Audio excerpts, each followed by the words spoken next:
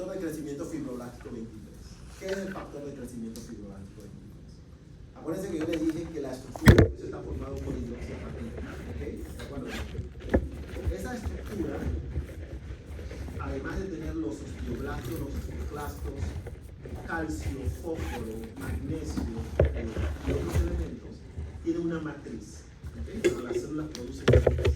Dentro de esa matriz hay factores de crecimiento, que son los que estimulan el crecimiento de la célula. Hay muchos factores de crecimiento.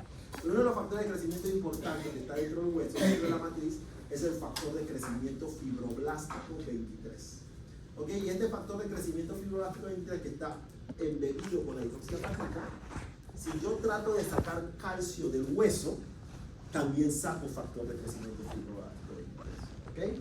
Y el factor de crecimiento fibroblástico 23, su función es, antes se llamaba una fosfatonina, pero eso no es el término. Es una hormona, ahora decimos que es una hormona, que bloquea el cotransportador sodio-fósforo del túbulo proximal. Y por lo tanto, ¿qué produce?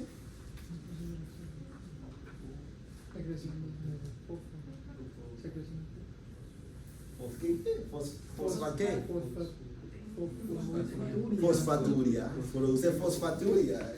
¿Ok? Si yo bloqueo el cotransportador sodio-fósforo en el túbulo proximal, yo no voy a reabsorber el fósforo y voy a tener aumento de la fosfaturia. Entonces el factor de crecimiento fibroblástico 23 aumenta la fosfaturia. ¿Ok? Y además el factor de crecimiento fibroblástico 23 también tiene otras funciones que después lo vamos a ver. Entonces, uno, ¿dónde está producido? Por los osteocitos y los osteoblastos. Yo les dije que las células producen matriz y la matriz está contenido el factor de crecimiento fibroblástico 23. Su aumento de la concentración son por varios factores, y uno de los factores que aumenta la concentración de factor de crecimiento fibroblástico 23 es el aumento de la PTH, porque la PTH que hace aumenta la actividad de los osteoclastos para sacar calcio del hueso y por lo tanto saca factor de crecimiento del fibroblástico 23. La salida del calcio está asociado a mayor salida de factor de crecimiento fibroblástico 23 y por eso aumenta si yo tengo menos función renal, porque tengo que eliminar el factor de crecimiento fibroblástico 23. Si tengo menos aclaramiento, menos función renal, entonces también sus niveles en sangre van a aumentar y el aumento del factor de crecimiento fibroblástico 23. El calcitriol, la vitamina D activa, porque dijimos la vitamina D que hace también aumenta la actividad de osteoclastos, por lo tanto va a aumentar la concentración. Y una dieta alta en fósforo también aumenta porque la dieta alta en fósforo, el riñón tiene que botar el fósforo, ¿no? Entonces ese es un estímulo para liberar factor de crecimiento fibroblástico 23 para bloquear el cotransportador sodio-fósforo para que me deshaga de ese fósforo que consumí excesivamente en la dieta. ¿Ok? Mucho pescado. Eso sí es cierto, pero hay que tener cuidado porque hay otras cosas más y vamos a hablar después. Y ustedes saben cuáles las funciones. Su función es mantener principalmente la concentración normal de fósforo en sangre porque inhibe el cotransportador sodio-fósforo que se encuentra en el túbulo proximal. Eso lo hará. Y disminuir la absorción intestinal de fósforo mediante la reducción del calcitriol porque él bloquea la síntesis de calcitriol. ¿Ok? Porque está tratando de el factor de crecimiento fibroblástico, además de inhibir el cotransportador sodio-fósforo, tratar de hablar más rápido de lo que debe ser. Entonces, frena al riñón para que no produzca más calcitriol. Inhibe la alfa-1 hidroxilasa, con el objetivo de que la alfa-1 hidroxilasa ya no estimule más el hueso, no forme vitamina D activa, para poder sacar más calcio y sacar más factor de crecimiento. Acuérdense que las hormonas siempre bloquean el que lo originó. El calcitriol elevado sacó del hueso, se formó factor de crecimiento fibroblástico 23 y él ya dice, ya me formé, ya frena para que entonces el hueso deje de sacar calcio porque ya se formó básicamente. Pero eso también disminuye la concentración de calcio y de fósforo en la absorción, aunque el fósforo es un poco más independiente. Ok. No vamos a entrar en detalles de esto, pero básicamente hay un receptor. El receptor se llama cloto, que es el receptor del factor de crecimiento fibroblástico 23 por el cual él ejerce sus acciones en los diferentes tejidos. La mayor concentración de receptores cloto se encuentra en el riñón y en el corazón. ¿Ok?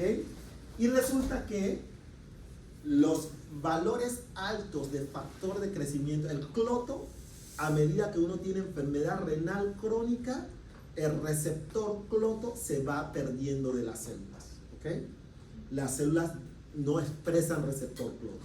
¿Pero por qué razón no expresan receptor cloto? Porque acuérdense que yo tengo menos aclaramiento, y al tener menos aclaramiento, ¿qué va a causar? Se excreta menos el factor de crecimiento fibroblástico 23.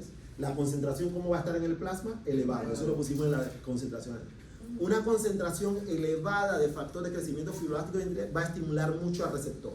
Y ustedes se han fijado que los receptores de múltiples neurotransmisores tienen una autorregulación hacia abajo cuando los estimulo demasiado. Una de las razones, un ejemplo, puede ser que cuando ustedes no, pero cuando ustedes han visto que gente que toma fármacos opioides, que les das una dosis inicial, ¡ay, se me quitó el dolor! Pero después de uso crónico, ya no les quita el dolor porque el receptor se esconde ante la estimulación repetitiva. Lo mismo va a pasar aquí. Hay una expresión hacia abajo de los receptores cloto y ya no responden. Pero eso hace que entonces, ¿qué pasa? ¿Quién va a subir más? El factor de crecimiento fibroblástico 23, tratando de compensar el hecho de que el receptor se está escondiendo. El problema es que el factor de crecimiento fibroblástico 23 nos hemos dado cuenta que está asociado a hipertrofia del ventrículo izquierdo. Es decir, que los niveles elevados de factor de crecimiento fibroblástico 23 está asociado a que la pérdida de cloto lo eleva más, y entonces, ¿qué pasa? Entonces, y encima la enfermedad renal se eleva más, que ahora vamos a hablar un poco de eso, y entonces está asociado a hipertrofia del ventrículo izquierdo del corazón. ¿Okay? Así que el riesgo cardiovascular, ¿se acuerdan que dijimos que la enfermedad mineral y ósea o el hiperparatiroidismo estaban asociados a mayor riesgo cardiovascular? Lo dijimos en la primera diapositiva, está asociado principalmente a factor de crecimiento fibroblástico 23 y cloto. Ok, entonces vamos a hablar de la relación entre calcio, fósforo, PTH y la vitamina D, de todo junto, y factor de crecimiento fibroblástico 23 y cloto, que no lo pusimos ahí. Hablamos de cada uno por separado. Para poder verlo todo junto hay que incluir todos los órganos que están involucrados. ¿Cuáles son los órganos? El hígado, porque tiene la 25-hidroxilasa que forma la 25-hidroxicolecalciferol. El riñón, porque tiene la alfa-1-hidroxilasa que forma la 1,25-dihidroxicolecalciferol, que es el calcitriol. La glándula paratiroides, porque es la que produce PTH. El intestino, porque es el que absorbe el calcio y el fósforo. El hueso, porque son los depósitos internos de calcio, fósforo, y además de donde se libera el factor de crecimiento fibroblástico 23. Así que todos esos elementos están involucrados en el metabolismo mineral y óseo del cuerpo. Entonces, vamos a hablar cómo está la homeostasis del calcio en nuestro cuerpo. Está principalmente mediada por la PTH. Entonces, principalmente mediada por la PTH y por la vitamina D. Y vamos a hablar de las interacciones entre ellas. Entonces, vamos a empezar con las interacciones entre ellas. Voy a pasar toda esta diapositiva rápido para evitar por partes. Hasta ahí. No, hasta aquí. Okay. Básicamente ocurre lo siguiente. Si yo tengo calcio bajo, no vamos a hablar de las causas, yo tengo calcio bajo, mi calcio bajo, yo tengo en la paratiroides, que se encuentra encima de la tiroides, unos receptores sensibles al calcio, se llaman calcium sensing receptor, o receptores sensibles al calcio. Esos receptores sensibles al calcio lo que están detectando es el calcio ionizado que se está pegando y despegando y pegando y despegando, pegando y despegando del receptor. Si yo tengo una concentración adecuada de calcio, entonces, ¿qué pasa? Yo tengo suficiente calcio ionizado que representa el 50% que está estimulando el receptor y la PTH no hace nada. Pero si mi calcio baja, yo tengo menos calcio ionizado. ¿Estamos de acuerdo? Si yo tengo menos calcio ionizado, estimulo menos el receptor sensible al calcio y por lo tanto la glándula empieza a producir paratormona. ¿Ok? Entonces empieza a producir más PTH. Si produce PTH, la PTH tiene varias funciones. En el hueso estimula los osteoclastos y aumenta la resorción ósea. Si aumento la resorción ósea, saco del hueso calcio, fósforo y factor de crecimiento fibroblástico 23. ¿ok? Porque eso está embebido dentro de la estructura ósea. Entonces, ¿qué pasa? Trato de mejorar por esta vía, sale calcio y fósforo. Eso es lo que va a salir. Aunque el principal detonante fue hipocalcemia. En el riñón va a aumentar la actividad de la alfa-1 hidroxilasa. ¿Y qué va a hacer el riñón? Va a producir más calcitriol, vitamina D. ¿Ok? Activa. La vitamina D, ¿dónde va a ir? Al intestino, y va a favorecer la absorción de calcio, pero también de fósforo, pero va a ser de calcio. Entonces, ¿qué va a pasar? Absorción de calcio en el intestino, pero también absorción de fósforo. ¿Qué es lo que estoy tratando de hacer? De mejorar el calcio que estaba bajo y necesito normalizarlo, y eso lo hice a través de la PTH, aumentando la resorción, sacando calcio y fósforo, y en el intestino aumentando la actividad de la alfa-1 hidroxilasa en el riñón para producir vitamina D activa, para que pueda absorber el calcio, para que entonces yo pueda absorber más calcio y fósforo hacia la circulación. ¿Ok? Entonces, pero también pasa que el riñón tiene varias cosas. ¿Se acuerdan cuando estuvimos hablando del túbulo distal? ¿Se acuerdan? Sí. A ver, ¿qué se acuerdan? Sabemos que está la bomba sodio-cloro potasio, Ok, había una, ¿se acuerdan que había una bomba? Nada más lo voy a dibujar y no la voy a explicar. Ustedes se van a acordar. Aquí había la bomba sodio-potasio ATPasa. Sodio, potasio ATPasa. Aquí había un cotransportador que sodio y calcio. Sodio y calcio. ¿Y qué hacía este? El calcio para afuera y el sodio para adentro. Aquí había un canal de calcio y aquí había el cotransportador sodio-calcio. ¿Ok?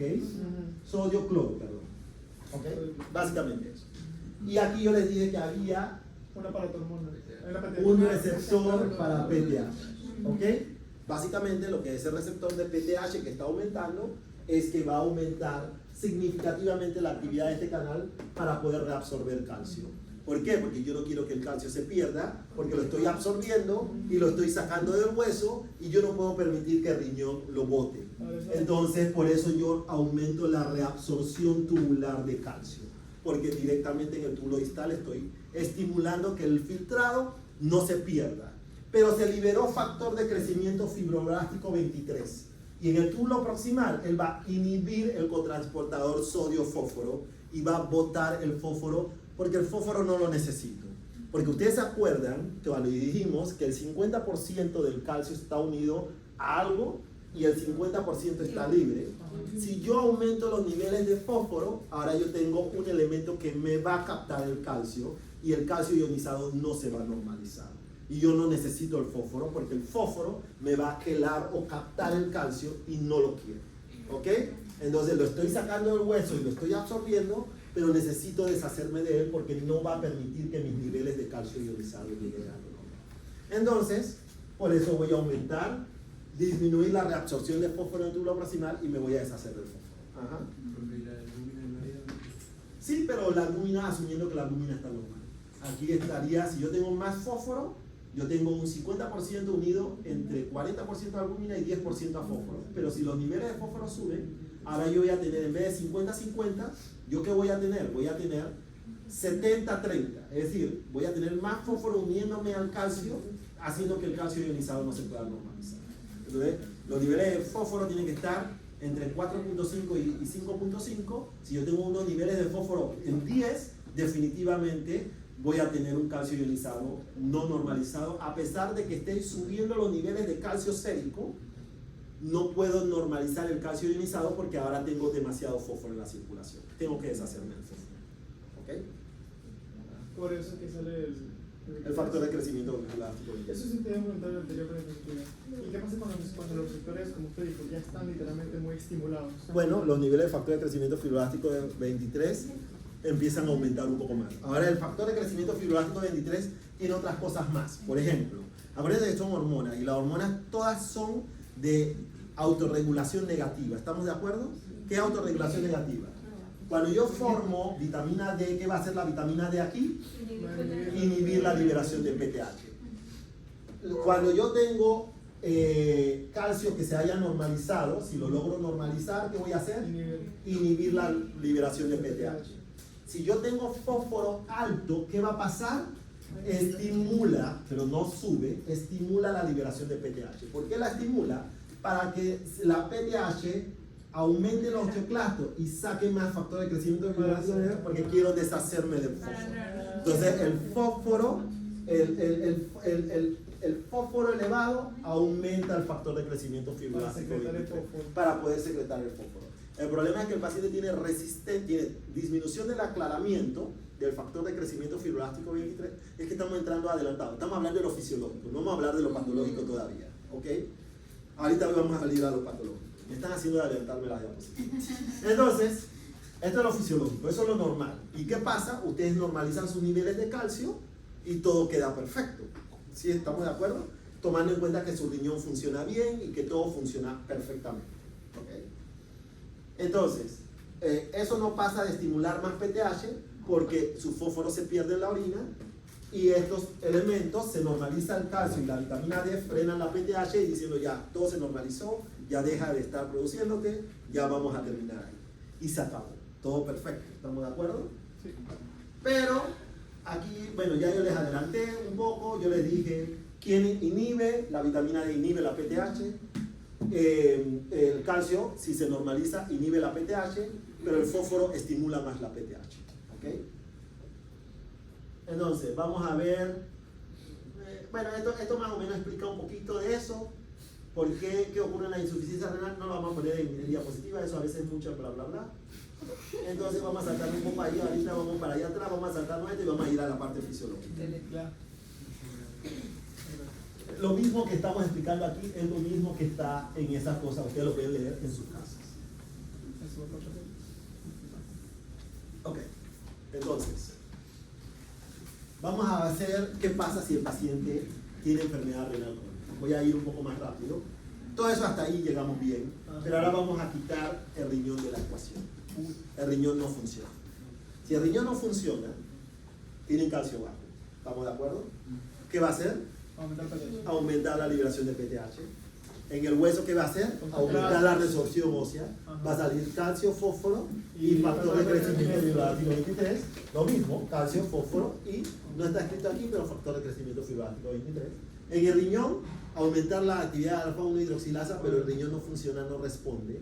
Por lo tanto, no puedo tener calcitriol, 1,25 dihidroxicolecalciferol, por lo tanto, no puedo reabsorber calcio del intestino.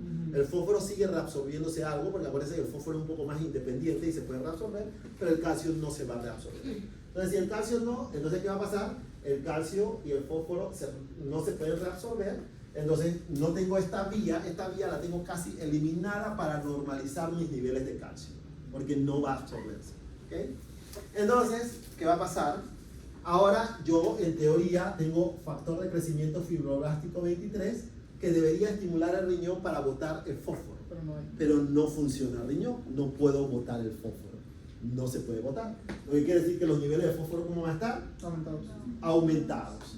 ¿Y entonces qué va a pasar? Los niveles de calcio ionizado no se pueden normalizar porque cada vez yo voy a tener niveles de fósforo más alto, más alto, más alto, impidiendo que el calcio ionizado pueda normalizar. El fósforo elevado va a seguir estimulando la PTH. El calcio ionizado que no se normaliza, también va a estar estimulando la PTH. La vitamina D que debería formarse para inhibir la PTH no lo puede hacer. ¿Ok? Y entonces, ¿qué va a pasar? La PTH va a seguir subiendo.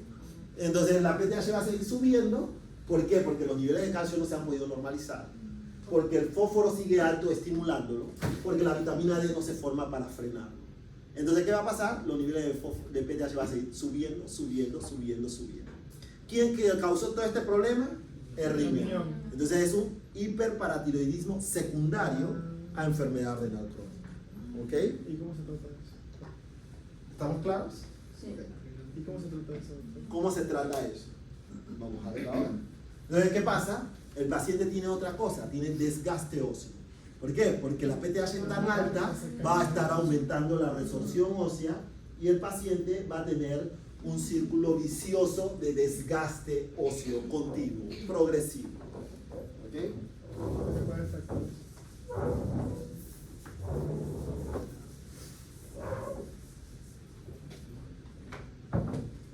Entonces,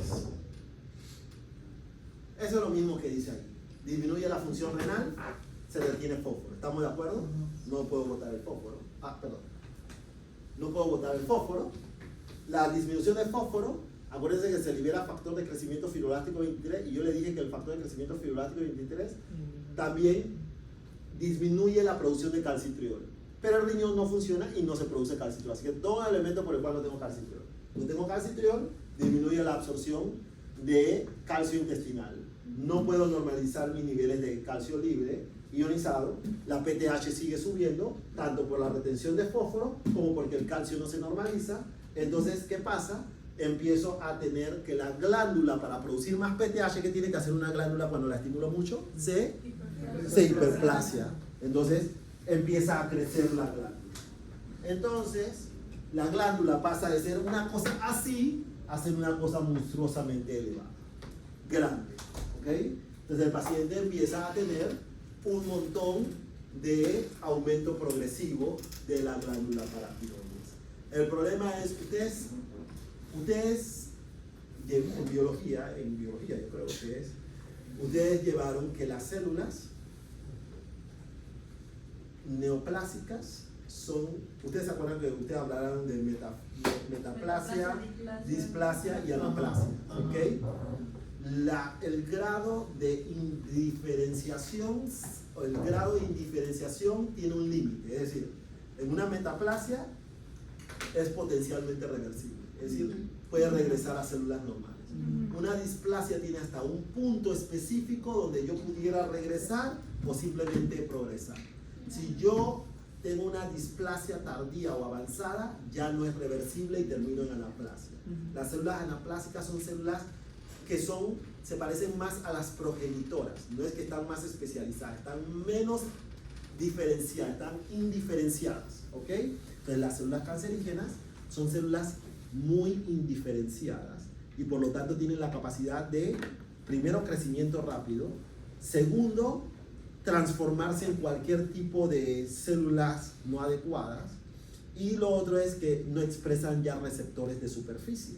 Es decir, que acuérdense, la PTH tiene receptores para calcio, para vitamina D, para fósforo, y si ya no expreso receptores de superficie, ¿qué va a pasar? La glándula empieza a producir PTH sin que nadie lo pueda frenar. Es decir, que el paciente ahora empieza a producir PTH porque ya produce PTH y no puedo frenar la glándula.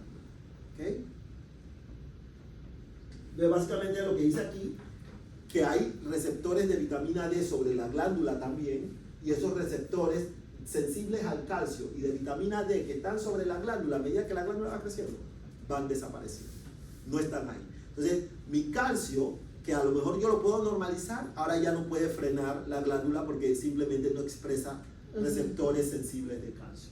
¿Okay? Entonces, el paciente que llega tarde, es difícil corregir los problemas. Entonces, ¿quiénes son los que ven los pacientes primero? Los médicos de atención primaria, y refieren los pacientes en etapas un poco tardías y avanzadas. Ok, no vamos a hablar de esto, vamos a saltarnos aquí, vamos a hablar de... no, vamos a saltarnos esto. Vamos a hablar de esto un poco, esto sí vamos a hablar. Ok, la enfermedad mineral y ósea, también conocido como osteodistrofia renal, tienen dos cosas. Uno, los niveles normales de PTH, depende del laboratorio, va hasta 60 o 80 picogramos por mililitro. Eso es lo normal. En los pacientes con enfermedad renal crónica se ha visto que como hay una resistencia de los órganos por la uremia a responder a la PTH para mantener la salud del hueso normal, el valor cambia un poco. Para hasta etapa 4 de enfermedad renal, el valor de PTH tiene que ser hasta 110, ¿ok? No hasta lo normal que es 80. Y en el paciente con etapa 5, el valor tiene que estar entre 150 y 300 de PTH para mantener una salud ósea normal. Ya no es normal porque hay resistencia del hueso para responder a la PTH en condiciones normales para mantener la salud ósea. Entonces, ¿qué pasa ahora también? Si yo tengo mucha PTH, voy a tener una enfermedad de alto recambio. Y la enfermedad de alto recambio, ¿qué va a hacer? Sacar calcio, fósforo y los elementos que forman la hidroxiapatita a la circulación. ¿Y dónde van a ir? A depositarse en los tejidos y calcificarme los tejidos, si tengo PTH muy alto. Por el contrario, si no tomo en cuenta que hay algo de resistencia a la actividad de PTH y trato de llevar la PTH en estos pacientes a un valor normal, dije que tiene que estar en etapa 5 entre 150 y 300, si lo trato de llevar muy abajo, ahora tengo una enfermedad de bajo recambio. El hueso no se remodela. ¿Qué va a pasar? Tengo PTH bajo y yo necesito la PTH para incorporar estos elementos al hueso también, y si no puedo tener una buena remodelación ósea, se quedan en la circulación y también se depositan. Así que la enfermedad de alto recambio como de bajo recambio no son buenas, ¿ok? Y los dos están asociados, el primero a más pérdida de mineral y el otro a no incorporación de mineral en el hueso para poder reestructurarlo. Así que ni mucho, como decía, eso lo decía Cantinflas, ni muy, ni tanta. Pero los dos calcifican entonces. Sí, las dos condiciones calcifican. Ok. Vamos a saltarnos esta diapositiva. Ustedes me preguntaron cómo lo tratamos, ¿sí o no? Sí. ¿Cómo resolvemos esta situación? ¿Cómo lo resolvemos? Con una pirámide de tratamiento. Y esa pirámide es, primero, la dieta. Ustedes dijeron, comer menos marisco, dijiste. Pero debe tomar en cuenta que la síntesis, la fuente de fósforo, un ejemplo, es, lo primero que hay que hacer es que el fósforo es un problema. Hay que darse cuenta que el fósforo es un problema. ¿Estamos de acuerdo? ¿Por qué? Porque el fósforo que no puedo deshacerme del cuerpo y que lo sigo comiendo y se puede reabsorber sin la necesidad de vitamina D, me está impidiendo que el calcio ionizado llegue a lo normal. Y el fósforo está estimulándome más la PTH para que siga produciéndose más. Entonces, y el fósforo, lo que queda de riñón, está suprimiendo la alfa-1 hidroxilasa y no puedo normalizar. ¿Por qué? Porque el fósforo va a sacar PTH, va a sacar factor de crecimiento fibroelástico 23 y ese va a suprimir la alfa-1 hidroxilasa y no puedo mejorar los niveles de vitamina D. Entonces, el fósforo es un problema. ¿Estamos de acuerdo? Calcificación, ¿no? Entonces, y además también va a haber calcificación extraósea en vasos y en otros tejidos. ¿Ves? Lo primero que tengo que pensar es, tengo que deshacerme del fósforo. Entonces, deshacerme del fósforo es haciendo dieta, ¿sí o no? Yo voy a decir, no voy a comer alimentos ricos en fósforo. Los alimentos ricos en fósforo son, desafortunadamente, los que contienen proteínas, ¿sí o no? Porque están embebidos dentro de esta parte de fosfolípidos y todo lo demás está embebido dentro de proteínas. Entonces, si como menos fósforo, estoy también restringiendo proteínas. Así que es un poco difícil decir que voy a restringir mucho el fósforo, porque entonces también voy a restringir al paciente de proteínas. Ese es el número 1. Pero igual le digo, no quiero que coma mariscos, no quiero que tome leche, no quiero que coma queso, no quiero que tome nada de esas cosas que tienen, o tratando de que no lo haga. Entonces, decirle, no lo coma. Pero doctor, no va a morir de hambre.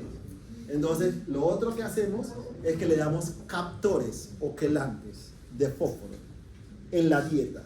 Es decir, que le damos algo que en el intestino se pegue al fósforo y impida que el fósforo se absorba al cuerpo, porque el fósforo se puede absorber por su cuenta. ¿Estamos de acuerdo? Entonces le doy un captor o quelante de fósforo. Esa sería la otra terapia. Y si el paciente está muy avanzado en la enfermedad, le hago diálisis, pero la diálisis elimina bastante fósforo. ¿Ustedes creen sí o no? ¿Por qué no?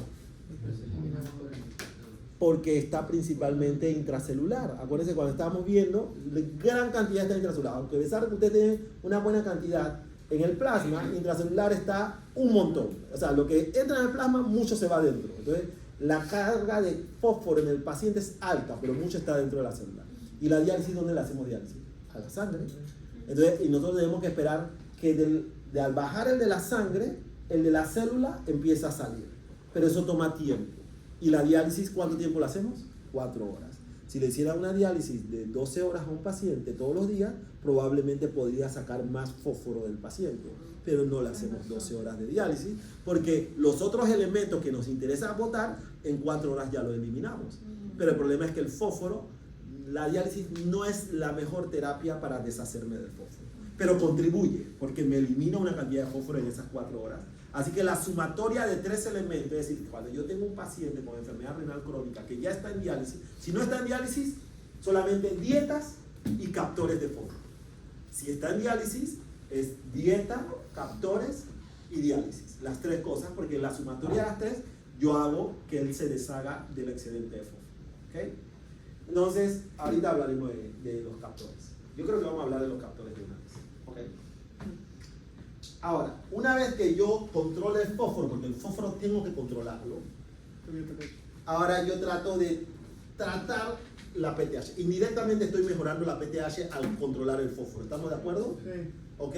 Pero ahora puedo dar terapias para modular la PTH. ¿Cómo qué? La vitamina D frena la PTH. ¿Estamos de acuerdo? El riñón no lo estaba produciendo, pero yo se lo puedo dar. Yo le puedo dar calcitriol oral y yo trato de frenar la glándula para que deje de producir PTH. El problema de darle vitamina D con calcio elevado es que la vitamina D fomenta el depósito de calcio en los tejidos. Si el calcio está alto y yo le doy vitamina D, yo voy a reabsorber más calcio, pero con fósforo elevado. ¿Estamos de acuerdo? Y si yo reabsorbo más calcio con fósforo en la sangre, voy a depositarlo más en los vasos sanguíneos y voy a calcificar los tejidos. Entonces, ¿por qué trato de enfocarme primero en controlar el fósforo antes de iniciar vitamina D? Porque el riesgo de calcificar al paciente excesivamente al darle análogos de vitamina D o vitamina D antes de poder controlar el fósforo. ¿Okay? Hay otro, bueno, no hay tanto problema. En vitamina D hay varios tipos. Hay calcitriol, hay alfa-calcidol, ahorita le vamos a, y hay paricalcitol, que es una molécula más nueva. La ventaja de paricalcitol es que lo crearon en el laboratorio para que sea un estimulante de receptor de vitamina D sin estimular la absorción intestinal importantemente. Es decir, que lo puedo frenar la glándula sin tanto problema de absorción como las otras moléculas de calcio. Otro elemento es cinacalcet. Cinacalcet es lo llamamos un calcimimético. ¿Qué es un calcimimético? Parecido al calcio. Ok, parecido al calcio. Pero no se une al receptor sensible de calcio. Se une como cofactor a una sección de receptor sensible de calcio y cuando el calcio se pega, no se puede despegar. Entonces, acuérdense, yo le dije que el calcio se pega, se despega, se pega, se despega.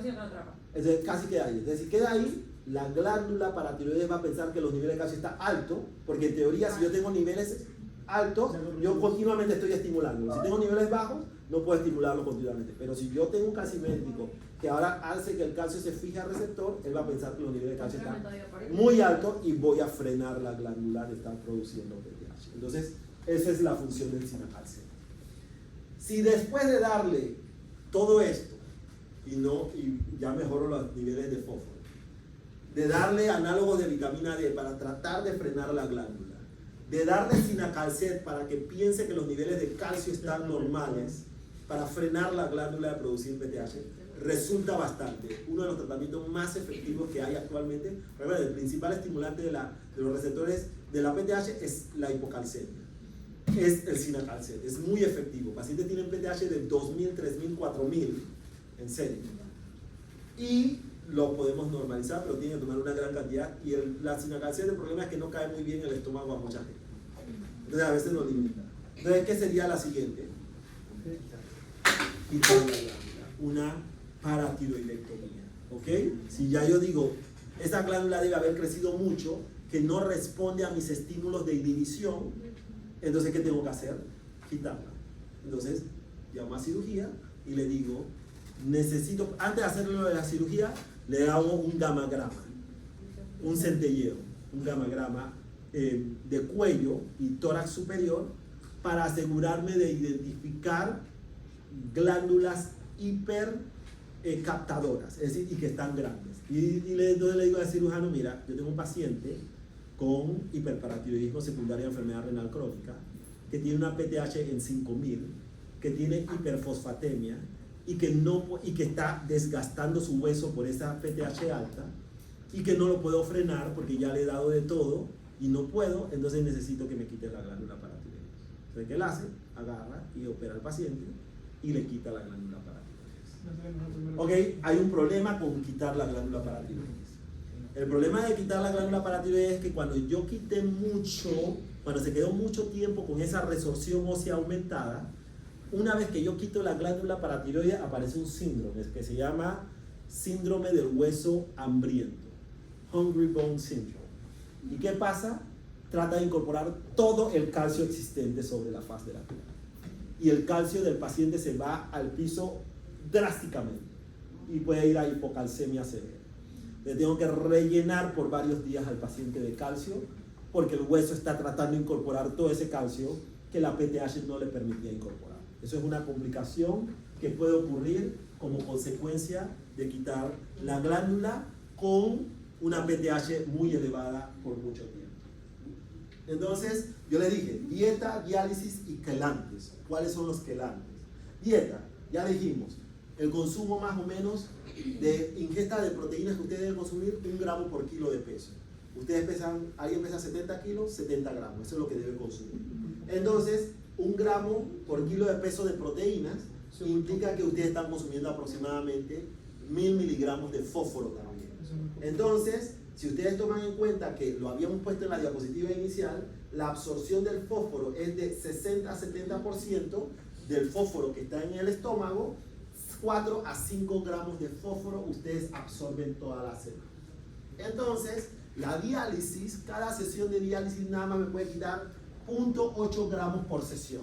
Yo hago 3 sesiones de 4 horas a la semana, solamente puedo quitar 2.4 gramos de sodio pero el paciente de fósforo, pero el paciente está absorbiendo 5 gramos, es decir, que la mitad del fósforo no puedo hacerle nada. Lo que quiere decir que la diálisis tiene limitaciones. Por eso deben hacer mucho ajuste en la dieta. Por eso la dieta es importante. Pero muy poca proteína. El problema es que cuando yo trato de restringir fósforo, le puedo restringir proteínas.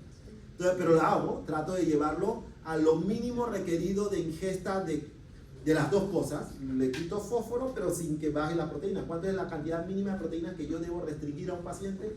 0.8 gramos por kilo de peso. Entonces yo le restringo el fósforo, pero me fijo que las proteínas no bajen de 0.8 y hasta ahí le digo, bueno, no te puedo restringir más alimentos de fósforo.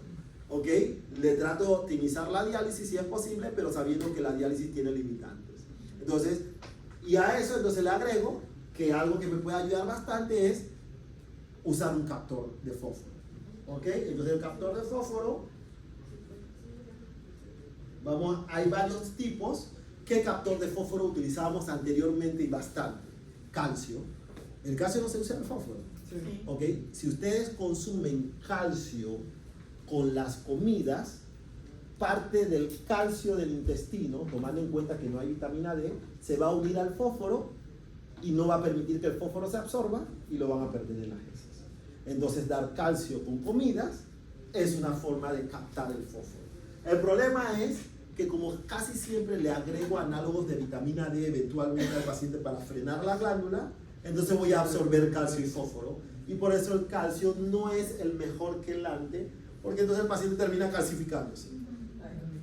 Pero era lo que había en el pasado y era lo que había que dar.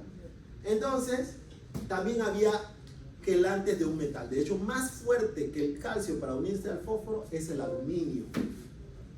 El problema es que el aluminio, antes del calcio, pero ese se dejó de usar antes, utilizábamos gastrigel, hidróxido de aluminio y magnesio, con las comidas, 3 veces con la comida, 4 veces con la comida gastrigel. ¿Cuál es el objetivo? Que el aluminio del gastrigel se fijara al fósforo y no se absorbiera. El problema es que el exceso de aluminio absorbido en el paciente con falla renal, que tampoco lo puede excretar, entonces ese aluminio que es más afín por el fósforo que el calcio, terminando incorporándose en el hueso, y el aluminio es maleable, ¿sí o no? Así que el hueso se hacía más frágil. Entonces por eso no era la mejor opción de dar hidróxido de aluminio y magnesio como captor. ¿Ok? Eso es historia de la medicina. Ya no lo usamos casi. En mi medida de separación lo hacemos. 1 mes para bajar rápido el fósforo y después le seguimos otra cosa, pero todo es a largo plazo. Tampoco es que yo le doy 1 mes de aluminio y magnesio y va a terminar con... No. Eso era porque esa era una práctica de años el paciente en diálisis, tomándose su gastrígol con cada comida, y además el aluminio, cuando se concentra demasiado, puede producir demencia, así que no es la mejor opción. Entonces, ¿eso qué? Hay otro elemento que se llama lantano, pero no está disponible, tuvo como un debut y despedida, tratando de crear un elemento que fuera. Entonces estos, que se llama sevelamer, fue creado, que es Renagel, el nombre comercial, sevelamer. El sevelamer fue creado como una resina de sales biliares para tratar hipertrigliceridemia. Esta gente de Genzyme, que era el laboratorio que ahora pertenece a Sanofi, ellos dijeron, bueno, creamos un hipolipemiante nuevo para triglicéridos. Y cuando fueron a hacer las pruebas, no resultó en nada, y millones de dólares gastados creando eso. Pero le salió una lotería, porque resulta que fijaba fósforo. Entonces, al fijar fósforo, ahora lograron que la FDA lo aprobara como un captor de fósforo, que no se absorbe y que por lo tanto no es un problema para el paciente, y se hicieron millonarios con sevelamer, cuando no lo pensaban hacer para eso, ¿ok? Porque si no hubiesen servido para nada, hubiesen terminado pobres, como muchas moléculas de investigación que se fabrican y nunca llegaron al mercado. Pero esta terminó en el mercado gracias a que uno de los efectos que vieron es que fijaba significativamente el fósforo. Entonces, el sevelamer, yo lo quité, Dios santo, lo quité. Ok, lo quité. Perdón.